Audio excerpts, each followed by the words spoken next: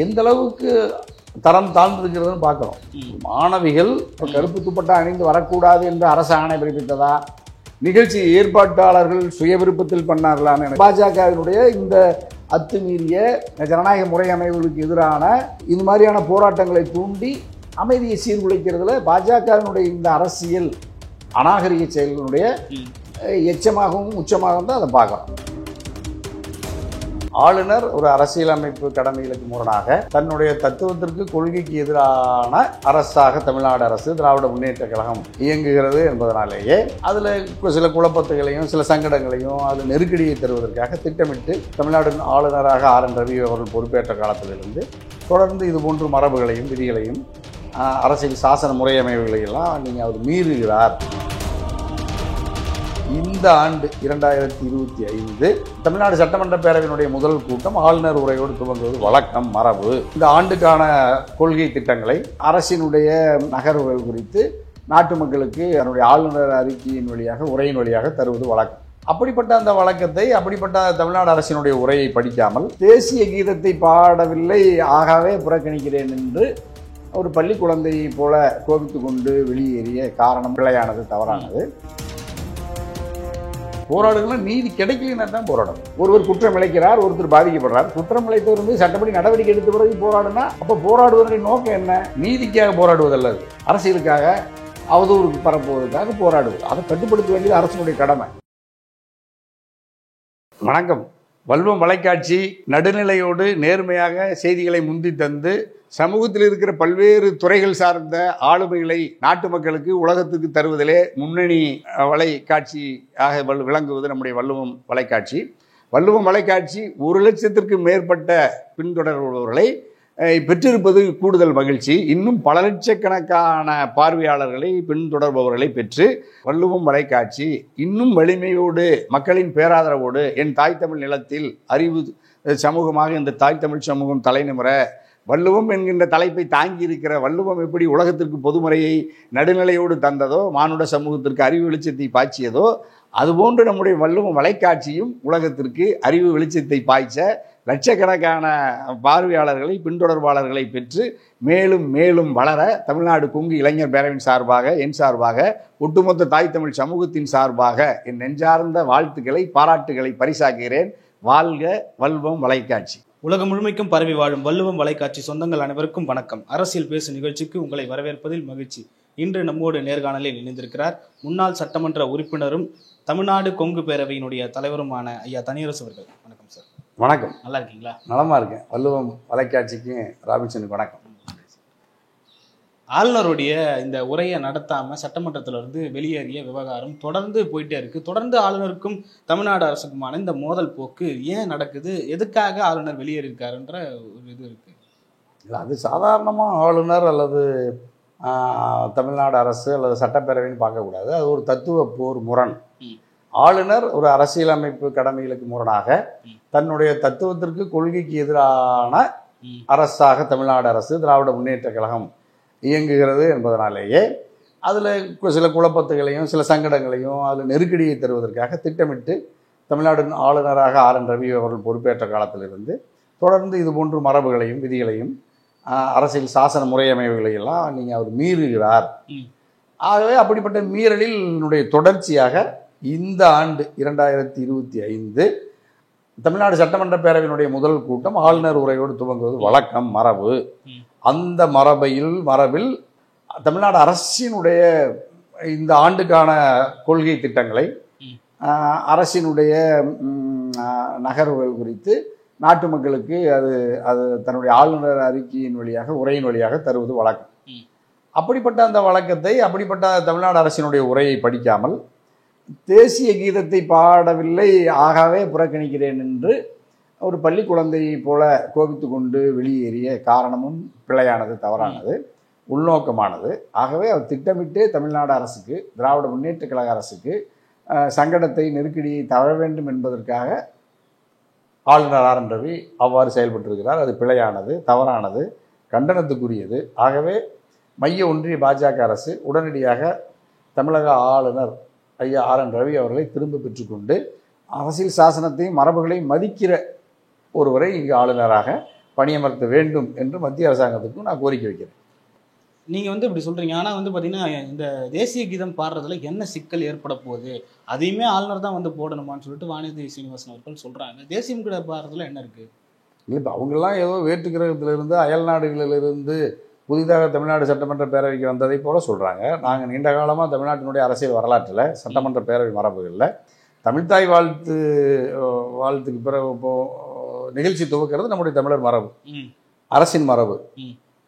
அப்போ தமிழ்த்தாய் வாழ்த்தோடு நிகழ்ச்சியை துவக்குவதும் நிறைவாக தேசிய கீதம் நாட்டுப்பண் பாடி முடிப்பதும் என்பது தான் நம்ம நீண்ட காலமாக பள்ளி பல்வேறு அரசு விழாக்கள் இதில் நீண்ட காலமாக நம்ம கடைபிடிக்கிற ஒரு மரபாக இருக்குது. அந்த மரபை மீறி துவக்கத்திலேயே தேசிய கீதம் நாட்டுப்பண் பாடணுங்கிறது பிழையானது, தவறானது, அர்த்தமற்ற, புரிதலற்ற, மரபுகளுக்கு நேர் எதிரான வாதத்தை அவர்கள் முன்வைத்து பாஜகவினுடைய சட்டமன்ற குழு தலைவர் நயினாரோ அல்லது நம்முடைய சகோதரி வானதி சீனிவாசன் அவர்களோ சட்டமன்ற உறுப்பினர் சொல்வதோ பிழையானது, தவறானது. அவர்களுடைய காரணம் பிழையானது. ஏன்னா அவங்க திராவிட முன்னேற்ற கழக அரசினுடைய உரையை அவர் படிக்கக்கூடாது. அதற்காக அவர் இந்த தேசிய கீதத்தை பாட காரணமாக சொல்லிட்டு அவர் வெளியேறுகிறார். அது ஒன்றும் அது பெரிய சிக்கல் நெருக்கடி இல்லை. அது மரபை மீறுறார்.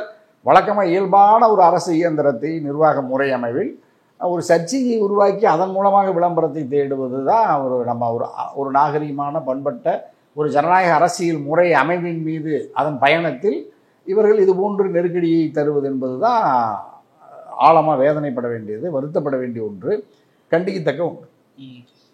ஆளுநர் உரையை வந்து சபாநாயகர் வாசிப்பது என்பது சட்டமன்ற விதிகளுக்கு இதுவரையும் வரலாற்றிலே அது மாதிரி நடந்ததில்லை. இப்போ வந்து சபாநாயகர் ஆளுநர் உரையை வாசிக்கிறது சரியா இருக்குமா அப்படின்ற கேள்வியும் எழுப்பப்படுதில்லை. ஆளுநர் இல்லாமையே சபாநாயகரே உரையை வாசிக்கலாம். அந்த உரை அரசினுடைய உரையாகத்தான். ஏன்னா சட்டமன்ற பேரவையில் தேர்ந்தெடுக்கப்பட்ட மக்களினுடைய அதிகார மையம் தான் சட்டமன்ற பேரவை. சட்டமன்ற பேரவையில் சட்டமன்றத்தில் இருக்கிற சட்டமன்ற உறுப்பினராக தேர்வு செய்யப்பட்டவர் தான் பேரவைத் தலைவர். ஆளுநரை விட வேறு யார் ஒருவரை காட்டிலும் தமிழ்நாடு சட்டமன்ற பேரவை தான் சாவர்னிட்டி, இறைமை உள்ளது. கூட்டாட்சி தத்துவத்தில் பாராளுமன்ற ஜனநாயக முறையமைவில் சட்டமன்ற பேரவைக்கு தான் முழு அதிகாரம் இருக்கிறது. சட்டமன்ற பேரவையினுடைய மக்களால் தேர்ந்தெடுக்கப்பட்ட மாண்புமிகு சட்டமன்ற உறுப்பினர்களால் தேர்வு செய்யப்பட்டு அவையினுடைய தலைவராக இருப்பவர் பேரவைத் தலைவர். ஆகவே பேரவைத் தலைவர் தமிழ்நாடு அரசின் உரையை வாசித்து அது நாட்டு மக்களுக்கு அறிவிப்பு செய்வது வரலாறு அப்படி இல்லவே இல்லைன்னு சொல்றாங்கல்ல. இப்போ வரலாற்றில் ஆளுநர் சட்டமன்ற பேரவை புறக்கணித்ததாக வரலாறு இல்லை. அப்போ அவர்கள் வரலாற்றை மாற்றுகிற பொழுது தமிழ்நாடு சட்டமன்ற பேரவையில் பேரவைத் தலைவரோ தமிழ்நாடு அரசோ திராவிட முன்னேற்ற கழகத்தினுடைய மாண்புமிகு முதல்வர் தலைமையிலான இந்த அரசோ அந்த கடமையிலிருந்து அது வந்து ஆளுநர் வெளியேறுகிறார் என்பதற்காக நம்ம அரசை வழிநடத்தாமல் இருக்க முடியாது. ஆக ஆளுநர் என்பவர் தனி மனிதர். அவர் மக்களால் தேர்ந்தெடுக்கப்பட்டவர் அல்ல. அவர் ஒன்றிய பாஜக அரசினுடைய ஒரு கண்காணிப்பாளர். அரசியல் சாசன முறை அமைவின்படி அதிகாரம் அவருக்கு வழங்கப்பட்டிருக்கிறது.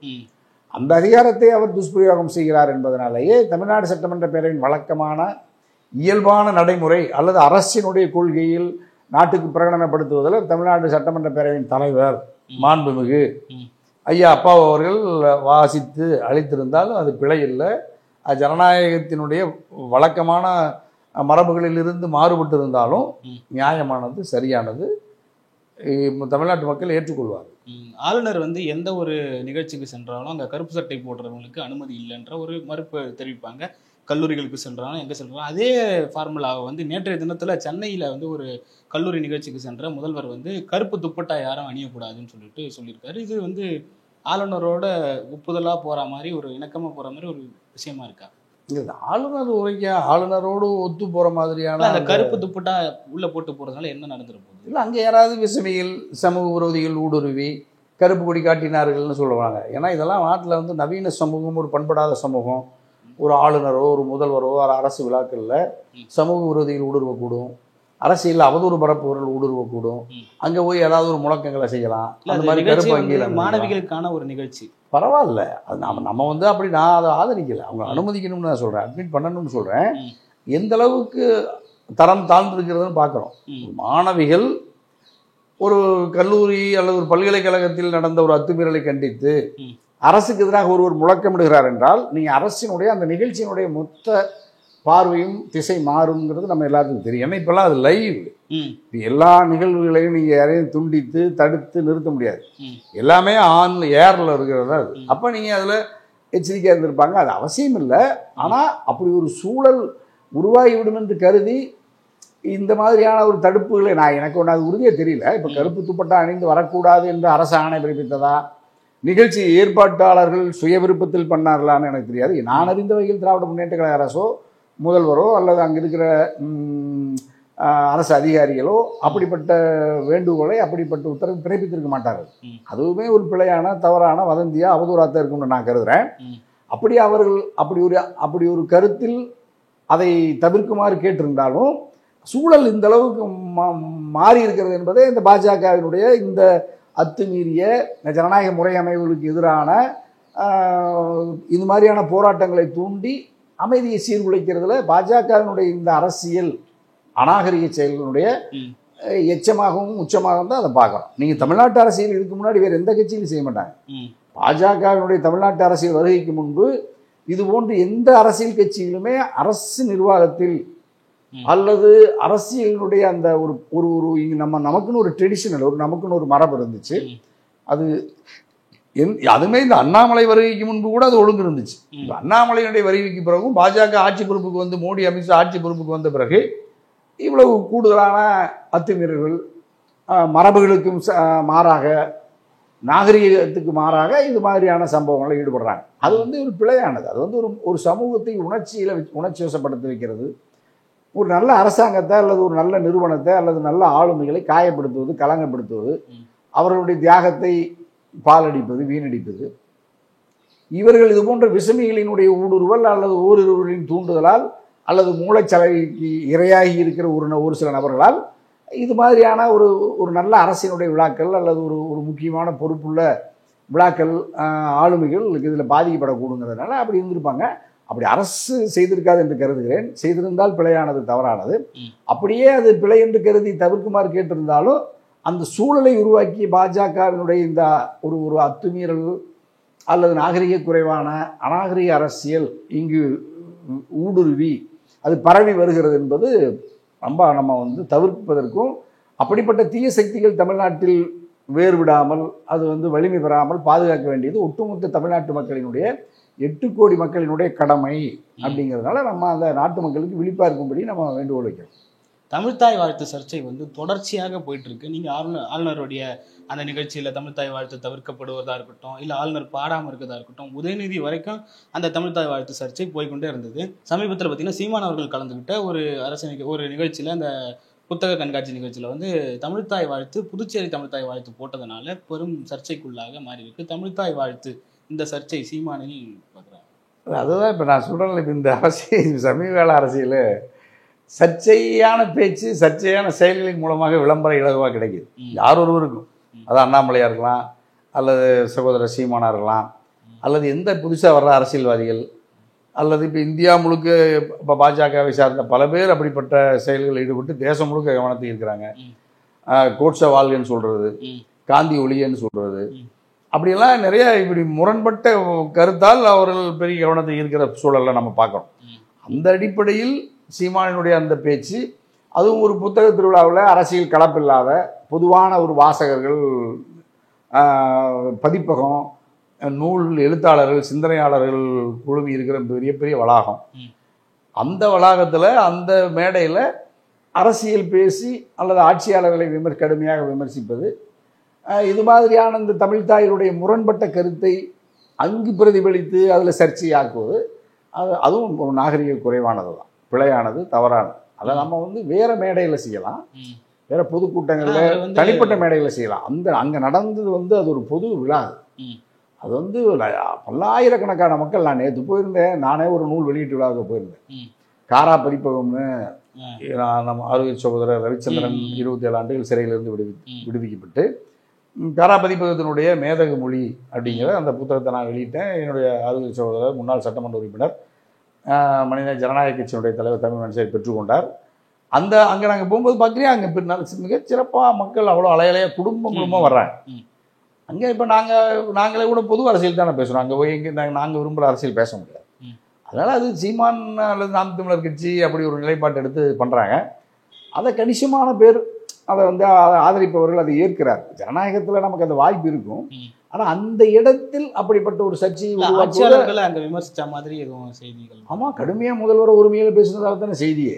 நீங்கள் சொல்கிற மாதிரி செய்தி தமிழ் தாய் வாழ்த்தில் இல்லை. தமிழ் தாய் வாழ்த்து ஒன்றா இருந்துக்கிட்டு முதல்வரையும் முன்னாள் முதல்வரையும் மிக கடுமையாக விமர்சித்தார் உரிமையில்ங்கிறது தான் செய்தி. அது அவருடைய பாணியாக இருக்குது. அது அப்படி. ஆனால் அது பிழையானது, தவறானது. அந்த இடத்துல அது உடனே அந்த தென்னிந்திய பதிப்பகத்தார் விற்பனையாளர் சங்கம் பப்பாசி கடுமையாக அதை வந்து எங்களுக்கு இது தொடர்பு இல்லை, அது விரும்பத்தகாதது, நாங்கள் அரசு மீது மதிப்பு வச்சுருக்கிறோம் அப்படின்னு அந்த நிறுவனம் விளக்கம் தர வேண்டியதாக இருந்துச்சு. ஆகவே அப்படிப்பட்ட ஒரு நம்ம ஒரு பண்பட்ட அளவில் நமக்கான மேடைகளில் நம்ம கருத்து எதை வேணாலும் பதிவு செய்யலாம்.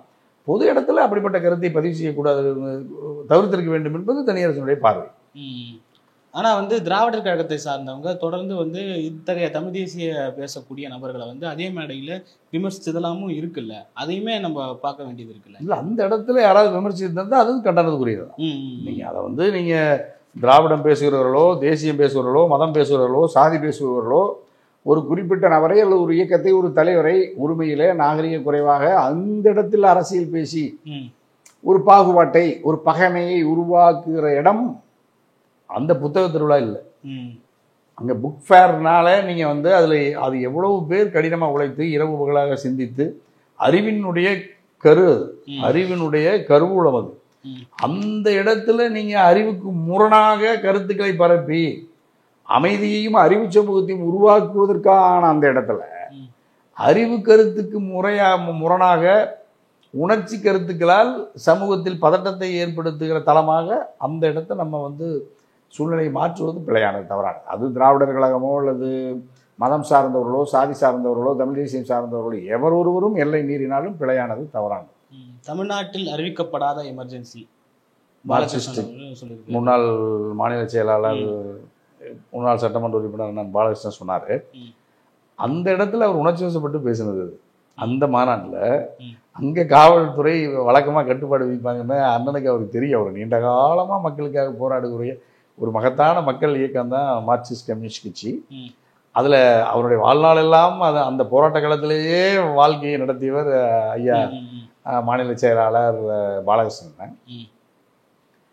அந்த இடத்துல உணர்ச்சி வசப்பட்டு அந்த மாநாட்டில், ஏன்னா அவர் தான் தலைவர், அவர் தான் பொறுப்பாளர், அங்கே ஊர்வலம் மற்ற கட்சி நடவடிக்கைகளில் காவல்துறை ஒழுங்குபடுத்துறதுல இவர்களை கட்டுப்படுத்தியிருப்பாங்க. எனக்கு நல்லா தெரியும். ஏன்னா நான் இயக்கம் நடத்துகிறேன், நான் எவ்வளோ கட்டுப்படுத்துவாங்க, நான் எவ்வளவு அதில் சிக்கல் இருக்கும், மன நெருக்கடிக்கு ஆளாகணும், அதில் நமக்கு கோபம் வரும், அதில் நம்ம வந்து அரசுக்கு எதிராக காவல்துறைக்கு எதிராக நாங்கள் பேசுவோம், செயல்படுவோம், பல நெருக்கடிகளை சந்திச்சிருக்கிறதுனால அந்த நெருக்கடியில் அவங்க அந்த ஊர்வலமெல்லாம் முடிஞ்சு நிகழ்ச்சி நடக்குது. அப்போ அந்த சம்பவத்தில் ஏற்பட்ட அவருக்கு அந்த காயத்தை உடனடியாக விமர்சிக்கிறார். அதில் ஜனநாயகத்தில் அவருக்கு அந்த உரிமை இருக்குது, கடமை இருக்குது. அறிவிக்கப்படாத எமர்ஜென்சிங்கிறது அந்த காவல்துறை சொல்கிறார். அறிவிக்கப்படாத நெருக்கடி முதல்வரை கடுமையாக சொல்லி சுட்டி காட்டி சொல்கிறார். ஆகவே அது அவருக்கு இருக்கிறது ஜனநாயக உரிமையை பிரதிபலிக்கிறார். ஆனால் கூட்டணி கட்சியில் இருந்து கொண்டு அது மாதிரியான கருத்துக்களை அவருமே பதிவு செய்திருக்கக்கூடாது. அது மட்டுமல்ல, ஒரு எல்லையில் வந்து நீங்கள் பொதுமக்கள், காவல்துறை அதை வந்து நம்ம உபயோக பண்ணணும். அதில் பெரிய நெருக்கடி இருக்குது. குறிப்பிட்டு சொல்றதே வந்து எல்லா போராட்டங்களுக்குமே இங்கே அனுமதி மறுக்கப்படுது. இல்லை, எல்லா போராட்டங்களுக்கும் அனுமதி கொடுக்கக்கூடாது. உத்தரப்பிரதேசத்தில் அனுமதி இல்லை, அண்ணா பல்கலைக்கழகம் கூடவே கூடாது. அண்ணா பல்கலைக்கழகத்திலாம் அரசாங்க நடவடிக்கை எடுத்ததுக்கு பிற்பாடு ஒரு போராட்டத்தை கூட அனுமதித்ததே தவறு. தமிழ்நாடு அரசு மீது பிழை அது. நீங்கள் அப்படி போராட்டத்தை கொடுத்தீங்கன்னா சமூகத்தில் அமைதி போயிடும். மக்கள் வந்து வன்முறையை நோக்கி, மனிதனுடைய இயல்பான உயிரினங்களினுடைய இயல்பான எண்ணமே என்னவா இருக்குது தெரியுமா? இயல்பாக வன்முறையினாலும் கவன குவியல் அங்கே தான் போகும். பாலுறவு காட்சி, செய்தி, சம்பவங்கள்னாலும் கவனம் குருவி இயல்பான உயிரினங்களினுடைய இயல்பு. அப்போ நீங்கள் இந்த பாலுறவு, மாணவி, பல்கலைக்கழகம், தமிழ்நாடுன்னு உண்மைக்கு மாறாக அரசின் அவதூறு பரப்புவதற்காக எதிர்க்கட்சிகள் தொடர் போராட்டங்களை நடத்தி சீரான அரசியல் இயக்கத்தையும் அமைதியை சீர்குலைக்கும் எத்தனிக்கிற பொழுது நடவடிக்கை எடுப்பது தான் சரியான தகவல் வந்து அவங்க ஏன் போராட போறாங்க? இப்போ நீங்க பாத்தீங்கன்னா ஆணையர் அப்படின்னா எது சரியில்லைன்னா இப்படின்னு இவங்க சரியான தகவல் இருந்தால் சொல்ல வேண்டியதானே? அதெல்லாம் அரசு கேட்குது. உங்களுக்கு ஏதாவது தகவல் இருந்தால் சொல்லுங்க. நீதிமன்றமே, உயர் நீதிமன்றமே தானாக முன் வந்து சிறப்பு புலனாய்வு குழுவை அமைத்து 3 ஐபிஎஸ் படித்த இந்திய ஆட்சிப்பணியில் இருக்கிற காவல்துறை அதிகாரிகளே விசாரணை நடத்துகிறாங்க. நீ அங்கே போய் சொல்லுங்கள் யார் அந்த சார்னு. உங்களுக்கு என்ன தகவல் கிடைக்குதோ சொல்லுங்கள், சந்தேகத்தை சொல்லுங்கள், முறையிடுங்க. நீதிமன்றத்தில் முறையிடலாம். அரசு மேலே உங்களுக்கு நம்பிக்கை இல்லை, அரசின் மீது நம்பிக்கை இல்லை, காவல்துறை ஆணையர் மேலே நம்பிக்கை இல்லை, நீதிமன்றத்துக்குள்ள நீங்கள் போய் உங்கள் தகவலை சொல்லலாம், புதிய உத்தரவுகளை பெறலாம். தேசிய மகளிர் ஆணையம் வந்துச்சுல்ல, விசாரிச்சாங்க. அது இந்த திமுக கட்டுப்பாட்டில், தமிழ்நாடு முதலமைச்சர் தளபதி கட்டுப்பாட்டிலே இருக்குது. மோடி ஐயா அமித்ஷா ஐயா கட்டுப்பாட்டில் தான் தேசிய மகளிர் ஆணையம் இருக்குது. வந்தாங்கல்ல, விசாரிச்சாங்கல்ல, நடவடிக்கை எடுங்க. அதில் என்ன இருக்குது? யாராவது போய் குற்றவாளி இந்த வழக்கில் குற்றவாளி காப்பாற்றுறதுக்கு எந்த அரசாங்கம் முயற்சிக்குமா? எந்த தனிநபராக முயற்சிப்பாங்களா? ஒரு காலம் முயற்சிக்க மாட்டாங்க. பார்வையே வேற மாதிரி இருக்கலாம். ஆணையர் ஒன்று சொல்றாரு, அமைச்சர் ஒன்று சொல்றாரு. அந்த அமைச்சர் ஆணையர்லாம் ஒன்றும் சொல்லலை. என்ன சொன்னாங்க? எந்த மாறுதலும் சொல்லலை. அமைச்சர் என்ன சொல்றாரு? வெளியிட்டதா இருக்கட்டும், இது ஒரு சர்ச்சைக்குள்ள தானே உள்ள. அதெல்லாம் ஒரு சாதாரண எரர். அது ஒரு நிர்வாகத்தில் நீங்கள் ஒரு ஒரு ஒரு ஒரு ஒரு எஃப்ஐஆர் வந்து முறைப்படி இந்த மாதிரி போக்சோ பாலுறவு சம்பந்தமான செய்திகள் வளரக்கூடாதுன்னு சொன்னாங்க. இப்போ அது அரசாங்கம் அதில் தெளிவாக சொல்லிச்சு. தேசிய ஆவண காப்பகத்திலிருந்து இது மாதிரி அவங்க இந்த டெக்னிக்கல் எரரில் தான் அது ரிலீஸ் ஆச்சுன்னு சொன்னாங்க. அதுக்கே அது மன்னிப்பு கேட்டுருக்கு. ஆமாம், என்னங்களாம் நடந்துச்சுன்னு மோடி அரசாங்கம் தான் ஒத்துக்குச்சு. அண்ணாமலையோடைய அரசாங்கம், வானதி அம்மாவோட அரசாங்கம், எடப்பாடியோட அரசாங்கம் டெல்லி இருக்குல்ல, அதுதான் ஒத்துக்குச்சு. ஆமாம், எங்கே தவறுதான்னு சொல்லிச்சு. அங்கே யார் இதுக்கு முன்னாடி ஆணையர் வந்து ஒருவர் தான் சிசிடிவி ஒர்க் ஆகல, இந்த மாதிரியான தகவல்கள். அவர் என்ன சொன்னார் தெளிவா? நான் இப்பொழுது விசாரித்தவரை ஒருவர் தான். இன்னும் கூடுதலான விசாரணையின் பொழுது யார் வேணாலும் வரலாம். அவர் வந்து ரொம்ப கவனமாக, ரொம்ப டிப்ளமேட்டிக்காக, ரொம்ப அழகாக பதில் சொன்னார். காவல் ஆணையர் அவர் விசாரிச்சதுல என்னென்ன நீங்க அரசு அனுமதியே வாங்காம எப்படி இந்த மாதிரி பேசலாம்னு சொல்லிட்டு நீதிமன்றமே விமர்சிச்சது இல்லை காவலரை? இல்லை, நீதிமன்றத்துக்கு ஒரு பார்வை இருக்கலாம், காவல்துறை ஆணையருக்கு ஒரு பார்வை இருக்கலாம். ஆனால் அரசினுடைய சார்பை பேச வேண்டிய காவல் ஆணையர் தான். ஏன்னா காவல் ஆணையர் அரசின் கட்டுப்பாட்டில் இருக்கிறாரு. அனுமதியோடு பேசினாரான்ற ஒரு கேள்வி. அனுமதியோடு, அரசினோட அனுமதியில் தான் பேசுறாரு. அரசாங்கத்தினுடைய அனுமதியில் இப்படி ஒரு பதட்டமான சூழ்நிலையில் ஒரு காவல் ஆணையர் இது பற்றியான விவரங்கள், வதந்திகள் பரவாமல் இருப்பதற்கு அவருக்கு கிடைத்திருக்கிற ஆவணங்கள் அடிப்படையில் உண்மையை ஒரு காவல்துறை அதிகாரி ஊடகத்தை சந்தித்து நாட்டு மக்களுக்கு சொல்ல வேண்டியது கடமை. அந்த கடமையை தமிழ்நாடு அரசினுடைய காவல்துறை, முதல்வர் தளபதியினுடைய கட்டுப்பாட்டில் இருக்கிற காவல்துறை, சென்னை மாநகர ஆணையர் அருண் நேர்த்தியாக 100 விழுக்காடு உண்மையைத்தான் பேசினார். அதில் எந்த பிழையும் இல்லை. அப்படி நீங்கள் பிழை இருக்கிறதா இருந்தாலும் நீங்கள் அதை நீதிமன்றத்துக்கு போகலாம், எதிர்க்கட்சி அதை சார்ஜ் பண்ணட்டும். ஜனநாயகத்தில் ஒரு தரப்பை ஏற்கனவே அவசியம் இல்லை. ஆனால் வதந்தியை பரப்பி அரசாங்கத்தின் மீது பழி அல்லது அவதூறை பரப்புவதற்கு இந்த சம்பவத்தை அரசியலாக்கி ஆதாயம் தேட முயற்சிப்பது என்பது பிழையானது, தவறானது. பாதிக்கப்பட்டவர் ஒரு பெண், ஒரு குடும்பம், அவர்களுடைய வாழ்க்கையும் பார்க்கணும். ஏன்னா அவங்க வந்து இதில் இவங்க யாருக்கும் நஷ்டம் இல்லை, இதில் இழப்பு இல்லை.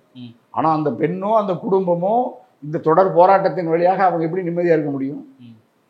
அப்போ அந்த குடும்பத்தை சார்ந்தவர்கள் யாராவது பேசியிருக்கணும். ஐயா, எதிர்கட்சி தலைவரும் தன்னுடைய அரசியலுக்காக தான் இதை செஞ்சாங்கன்னு சொல்ல வரீங்க? எல்லா போராடுகிற எல்லா அரசியல் கட்சிகளுமே இந்த அரசியல் காரணங்களுக்காக அண்ணா பல்கலைக்கழக மாணவியினுடைய அந்த பாலியல் அத்துமீறல் வன்கொடுமையை காரணம் காட்டி ஏற்கனவே அரசு நடவடிக்கை எடுத்த பிறகு அரசின் மீது பழி சொல்வதற்காக அவதூறை, வதந்தியை கற்பனையாக புனைந்து இதை தொடர்ந்து பதட்ட நிலையிலேயே மாணவர்களுக்கு மத்தியிலையும் பெண்களுக்கு மத்தியிலையும் பாதுகாப்பு இல்லைங்கிற ஒரு சூழலை எஸ்டாப்ளிஷ் பண்ணுறாங்கல்ல, அதுதான் அறிவுக்கு முரணானது, மனித குலத்துக்கு எதிரானது.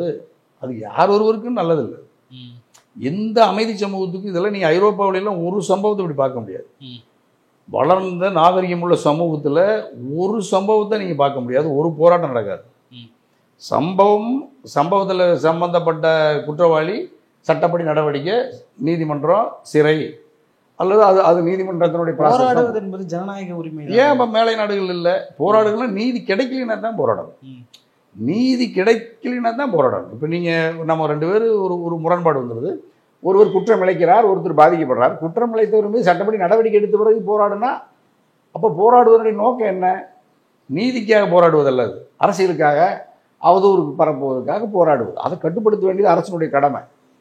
அதுதான் நீங்கள் மற்ற நாடுகள்லாம், ஐரோப்பிய நாடுகளில் ரொம்ப கவனமாக இருப்பாங்க, எச்சரிக்கையாக இருப்பாங்க. பொய்யை, வதந்தியை மற்ற நாடுகளில் பரப்ப முடியாது. இப்போ தமிழ்நாட்டில் வடநாட்டுக்காரர்கள்லாம் படுகொலை செய்யப்பட்டார்கள்னு யார் போட்டது? பீகாரில் இருக்கிற பாஜகவினுடைய சட்டமன்ற உறுப்பினர்கள் அமைச்சர்கள் டெல்லியில் இருக்கிறவங்க போடுறான். இங்கே யாராவது அப்படி சம்பவம் நடந்துச்சா? அதன் மூலமாக எவ்வளோ பெரிய பதட்டம். எத்தனை ஆயிரக்கணக்கான பேர் இங்கிருந்து வடநாட்டுக்காரர்கள்லாம் தொடர் வண்டியை பிடிச்சி வடநாட்டுக்கு போனாங்க. எத்தனை கோடி ரூபாய் இழப்பதில். சும்மா ஒரு 2 பேருக்கு கொண்டுட்டு வந்து இங்கே வச்சாங்க, 2 மாதத்தில் பிணை கிடைச்சி அவன் போயிட்டான். அது எவ்வளோ பெரிய சமூக விரோத செயல். அதெல்லாம் அதுக்கெல்லாம் போராட்டம் பண்ண யார் நடவடிக்கை எடுக்க சொல்லி யார் போராடணும்? வதந்தியை அனுமதிக்கக்கூடாது. ஒரு நல்ல அரசு நேர்மையாக இருக்கணும், குற்றவாளிகள் நடவடிக்கை எடுக்கணும். இந்த அவதூறு பரப்பணும்னு குற்றவாளி தான். இந்த செய்தி அரசியல் கட்சியெல்லாம் அரசியல் பண்ணுறாங்களா, அவதூறு பரப்புறாங்க. இதே அதை விட வெறும் குற்றம். நீங்கள் பேர் ஞானசேகரனா நம்ம சொல்கிறாங்கல்ல, அந்த குற்றவாளியை விட இவங்க கொடுமையானவங்க. அந்த அந்த பாதிக்கப்பட்ட மாணவி அல்லது அந்த குடும்பம் எவ்வளவு துடிக்குங்கிறது நம்ம நம்ம நம்ம குடும்பத்தில் நடந்ததுக்காக தான் இவங்க போராடுறாங்க. அவங்களுக்காகனா நீங்கள் அப்படின்னா அவங்களே போராடலையே. அந்த குடும்பத்தை சார்ந்தவங்க இப்போ டெல்லியில் நிர்பயா வழக்கில் அந்த தாய் போராடினாங்களா பார்த்தீங்களா? எப்போ வரைக்கும் போராடினாங்க? நீதி கிடைக்கிற வரைக்கும் போராடினாங்க. இங்கே தண்டனை கிடைக்கிற வரைக்கும் போராடினாங்க. தண்டித்து தூக்கு கொடுத்து செத்து போயிட்ட தெரியுமா அது? அதில் ஆனால் அந்த போராட்டம் எவ்வளோ நாள் நடந்துச்சு? அதுக்கப்புறம் அங்கே சீலா தீட்சித்து காங்கிரஸ் அரசு மாறிடுச்சு. அதுதான் தமிழ்நாட்டில் அப்படி ஒரு இருக்குன்றீங்களா? அப்படி ஒரு தமிழ்நாட்டில் அப்படி நடக்கிறதுக்கு பாஜகவோ மற்ற எதிர்கட்சிகள் வலிமையாக இருக்கக்கூடிய எதிர்கட்சிகளே போராடுறதுக்கு இங்கே அனுமதி இல்லை. அந்த பெண்ணோட தாயார் போராடுறது எந்த எதிர்கட்சி போராடுறதுக்கு அனுமதி இல்லைன்னு சொல்லுங்க, நான் உடனே வாங்கி தரேன். பொய்யா பேசக்கூடாதுங்கிற, அவதூறு பேசக்கூடாது. போராடுவதற்கு அனுமதி இருக்கு. பொய்யா போய் வதந்தை பரப்புறதுக்கு நீங்கள் போராட்டம் நடத்துறது எப்படி அரசாங்கம் அனுமதிக்கும்?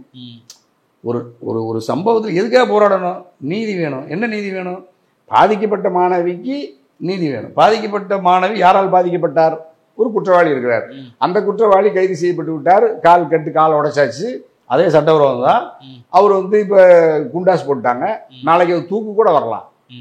நாளைக்கு அது எவ்வளோ பெரிய தண்டனை நம்ம சட்டமன்றத்தால் மக்களால் ஏற்பட்டு நம்ம இந்தியாவில் இருக்கிற சட்டமோ அந்த சட்டத்தில் உச்சப்பட்ட தண்டனை கொடுக்க போகிறாங்க. அதுக்கப்புறமும் நீங்கள் நீதி வேணும்னா அல்லது வேறு ஏதோ போராட்டம் நடத்துகிறோம். எதுக்கு போராடுறீங்க? ரொம்ப கவனமாக பாருங்கள். எதுக்கு போராடுறாங்கன்னு யாருக்குமே தெரியாது. ஏன்னா இவங்களுக்கு ஒரு என்டர்டெயின்மெண்ட் ஆயிடுச்சு. போராடுறது என்டர்டெயின்மெண்ட். ஆமாம், அது எவ்வளோ பெரிய ஜாலி பாருங்க. அவங்க ஒரு உண்மைக்கு மாறாக போராடுறதுல இவங்க எல்லாரும் வசதியாக இருக்காங்க. எல்லாரும் பணக்காரங்க. எல்லாருக்கும் ஒரு 100 பேர் 200 பேர் கூடி டெய்லி டிவியில் வருது, லைவில் வருது. அதில் அப்போ அதுதான் அப்படித்தான். அதனால நீங்கள் இதே உத்தரப்பிரதேசத்தில் போராட முடியாது. இந்தியாவுக்குள்ளே தானே இருக்குது உத்தரப்பிரதேசம். பாஜகவினுடைய மிக முக்கியமான ஸ்டார் லீடர் தானே யோகி தானே அங்கே முதலமைச்சர். சம்பலில் 4 பேர் செத்து போயிட்டாங்க. நீதிமன்றத்தை ஆணையை நடைமுறைப்படுத்தி சட்டவிரோதமாக ஒரு மசூதிக்குள்ள போய் கோயிலுக்கு போகிறாங்க. 4 பேர் இறந்துட்டாங்க. இந்திய நாட்டினுடைய எதிர்க்கட்சி தலைவர் ராகுல் நாடாளுமன்ற உறுப்பினர், இந்திய நாட்டினுடைய பிரியங்கா நாடாளுமன்ற உறுப்பினர், 2 பேரும் உத்தரப்பிரதேச எல்லைக்குள்ளேயே நிறுத்தி ஆறுதல் சொல்ல கூட போக முடியாதுன்னு போக சொல்லிட்டாங்க. மக்கள் போராடினாங்கல்ல? போராடினவங்க தான் சுட்டு கொண்டுட்டாங்க. போராட சொல்லுங்க. இப்போ அன்னைக்கு அந்த நடந்த சம்பவத்தில் 4 பேர் செத்த பிறகு நீ அந்த இடத்துல இங்கே இப்போ போய் பாருங்க, யாராவது போராட சொல்லி பாருங்க. எதிர்கட்சி தலைவர் யாராவது போனாங்களான்னு கேளுங்க.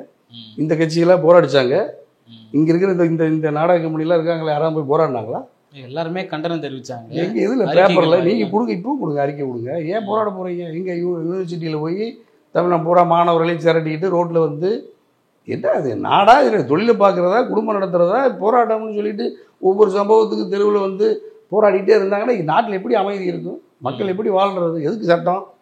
அது இன்னும் சொல்ல போய் சில பேர் போய் உடனே அவங்க என்ன தண்டனை கொடுக்கணும்? அரபு நாடுகளை போல் கல்லில் அடித்து உடனே கொள்ள வேண்டும், உடனே என்கவுண்டர் பண்ணணும், தூக்கில் போடணும்லாம் சொல்கிறாங்க. நாகரிக சமூகம் கற்காலத்தை நோக்கி போகுது.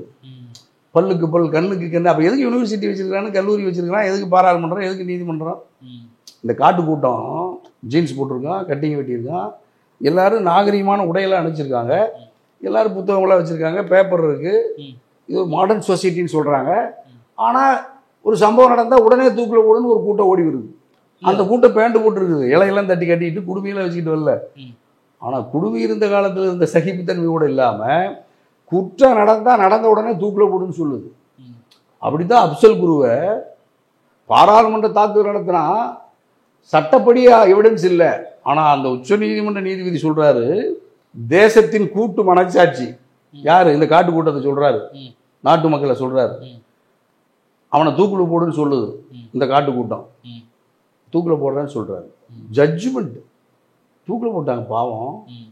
எவிடன்ஸு, சாட்சி சட்டம், எந்த சட்டமும் இல்லை. நான் அறிஞ்சு உலகத்திலேயே அப்படி ஒரு, அதுக்கு பேர் கொலை இல்லை, ம். அதுக்கு பேர் தண்டனை.